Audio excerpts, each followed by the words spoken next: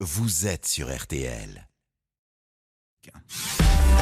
RTL Matin, la face cachée de la Une. Il est 8h38 ce matin, Isabelle Choquet. Vous vous intéressez à une espèce en voie de disparition, le record sportif. Oui, vous connaissez la devise olympique, Yves. Plus vite, plus haut, plus fort. fort. Bon, ça, c'était à la création des Jeux modernes en 1896. Mais si Pierre de Coubertin vivait encore aujourd'hui, il faudrait qu'il trouve autre chose, parce qu'on a de plus en plus de mal à aller plus vite et plus haut. On peut lire ça dans Marianne cette semaine. Prenez les derniers Jeux à Tokyo. Médaille d'or du 100 mètres, l'Italien Marcel Jacobs à 9 secondes 8. Usain Bolt peut dormir sur ses deux oreilles. Son record à 9 secondes 58 tient toujours depuis 2009. C'est pareil chez les dames. L'américaine Florence Griffith-Joyner est invaincue depuis 88 avec un chrono à 10 secondes 49. Et c'est comme ça depuis une trentaine d'années. Les records tombent de moins en moins. 20 seulement à Tokyo. C'est pareil, voire un peu moins que les éditions précédentes.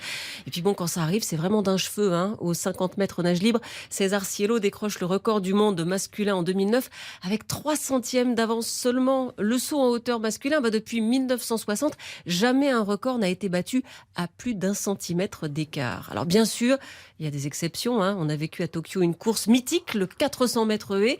Le Norvégien Warholm a pulvérisé son propre record du monde.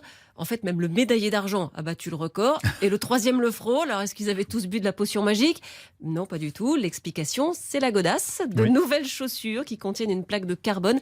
À chaque appui, il y a comme un effet ressort. C'est un peu comme les combinaisons de natation en polyuréthane, si vous vous souvenez, en 2008. Elles ont fait tomber plus d'une centaine de records, l'équivalent de 20 ans de progression physiologique d'une seule traite, selon un chercheur. Un autre confirme, le seul facteur qui peut encore repousser significativement les limites, c'est l'innovation technologique. De fait, depuis 1896, on a eu le temps quand même pour bosser la préparation, la récupération. On a étudié et joué sur la physiologie, la biomécanique, la nutrition, le sommeil, disent les experts. Il n'y a plus vraiment de marge de progression. Résultat, certains records pourraient ne plus jamais être dépassés. On est sur un plateau dans toutes les disciplines de l'athlétisme.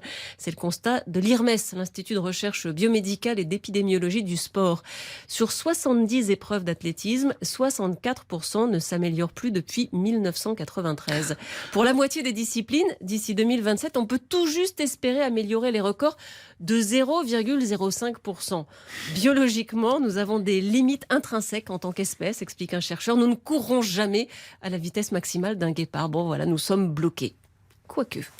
Les méthodes d'entraînement n'ont pas tant évolué depuis un siècle, dit une autre chercheuse. On a surtout augmenté la quantité et ajouté certaines pratiques de récupération comme la cryothérapie. Et selon elle, il faudrait maintenant qu'on se concentre sur le métabolisme des sportifs, leur consommation d'oxygène ou même leur activité cérébrale pendant l'effort. Je ne dis pas qu'il n'y a pas de limite, dit-elle, mais à mon sens, nous n'y sommes pas encore.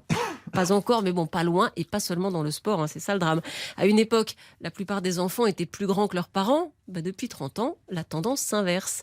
Côté durée de vie, personne n'a battu les 122 ans de Jeanne Calment. Bref, pour les festivals de records au JO, je crois qu'on repassera, sauf à inventer les chaussures supersoniques. Courra-t-on un jour le 100 mètres en 8 secondes ? C'est un article à lire cette semaine dans Marianne.